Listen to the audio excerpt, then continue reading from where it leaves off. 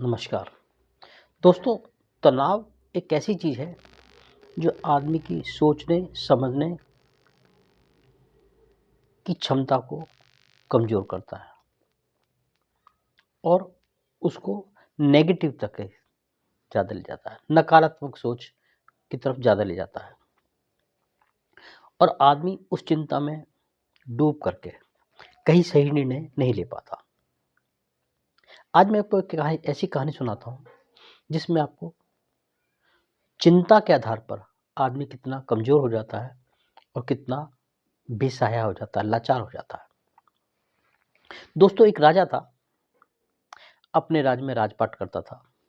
एक बार क्या हुआ कि उस राजा के राज्य में अकाल पड़ गया। अब जनता को अनाज खिलाना है, जनता की देखभाल करनी है, अड़ोसी पड़ोसी जो देश हैं उनसे इसकी हिफाजत भी करनी है। राजा बड़ा चिंतित रहने लगा। राजा ने इतना चिंतित रह गया कि उसको ना तो भूख रही लगी ना प्यास लगती थी। वो हमेशा इस चिंता में डूबा रहता था कि अब अकाल पड़ गया है, क्या होगा क्या नहीं होगा। धीरे धीरे अड़ोसी पड़ोसी राज्य से खाद्यान्न आया और वो समस्या दूर हो गई। अब राजा बिना वजह चिंता करने लगा कि अगर ऐसी समस्या दोबारा आई तो क्या करेंगे। अब राजा इतने सोच सोच करके चिंता में डूब डूब करके आधा हो गया, वजन उसका आधा हो गया और हमेशा नकारात्मक विचार आते जिससे उसको नींद भी नहीं आती थी। राजा एक बार अपने महल के आसपास घूम रहा था, तभी उसे एक किसान दिखाई दिया जो ये जानता हुआ कि अकाल पड़ गया है फिर भी फसलों के लिए काम कर रहा था, मेहनत कर रहा था। उससे उस पर बड़ा क्रोध भी आ रहा था और जिज्ञासा भी थी कि अकाल भी पड़ रहा है, पानी है नहीं, फिर भी आदमी काम कर रहा है और रूखी सूखी रोटी खा करके अपनी झोपड़ी में सो जाता है। तो मुझसे सुखी तो ये है, मैं तो बहुत दुखी हूँ। इसी चिंता में देख देख करके वो परेशान होने लगा। एक बार उन्हीं दिनों में एक महात्मा उनके राज्य में आए और उन्होंने राजा से कुछ मांगा। राजा ने कहा, अगर ये महात्मा मेरी समस्या का हल कर देगा तो बहुत अच्छा है। महात्मा तो सबकी इच्छाओं की पूर्ति करते हैं, सबको कोई ना कोई उपाय बताते हैं। राजा ने महात्मा को अपनी सारी परेशानी बताई। महात्मा कहने लगा कि महाराज, ऐसा है, आप जो राजपाट की चिंता कर रहे हो, क्यों ना आप ऐसा करो कि राजपाट अपने बच्चे को दे दो और इस चिंता से मुक्त हो जाओ। राजा कहने लगा, अभी ऐसा कैसे दे दूं, मेरा बच्चा तो 7 साल का है, वो राजपाट क्या संभालता है, क्या संभाल सकेगा। महात्मा कहने लगा, अच्छा ऐसी बात है तो आप राजपाट मुझे दे दो और मुक्त हो जाओ चिंताओं से। राजा को बात समझ में आई। राजा ने उस महात्मा को अपना सारा राजपाट दे दिया।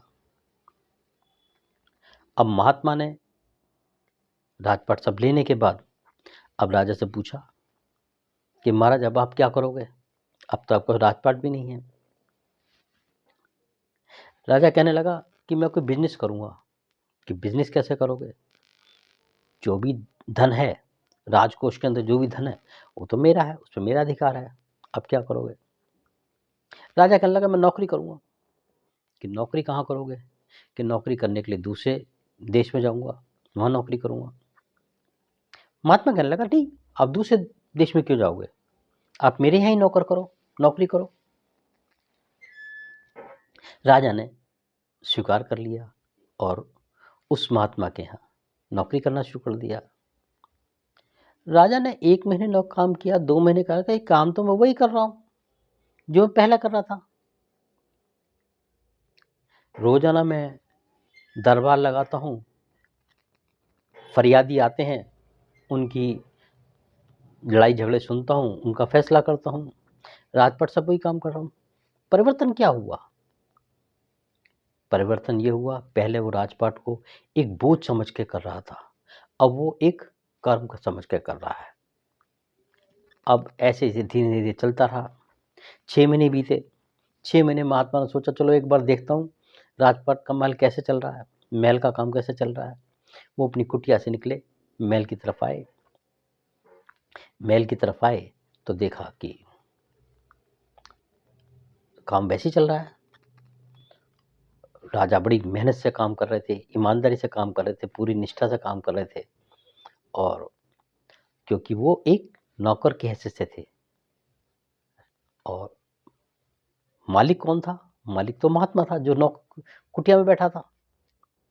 उसने कहा महाराज जब आप वैसे ही काम कर रहे हो, पहले आप उसी काम को बोझ समझ के कर रहे थे, अब उसी काम को आप एक नौकर की हैसियत से काम कर रहे हो और सही रूप से चला रहे हो। तो ऐसा है, अब आप अपना राजपाट संभालिए और मैं चला। राजा को समझ में आई।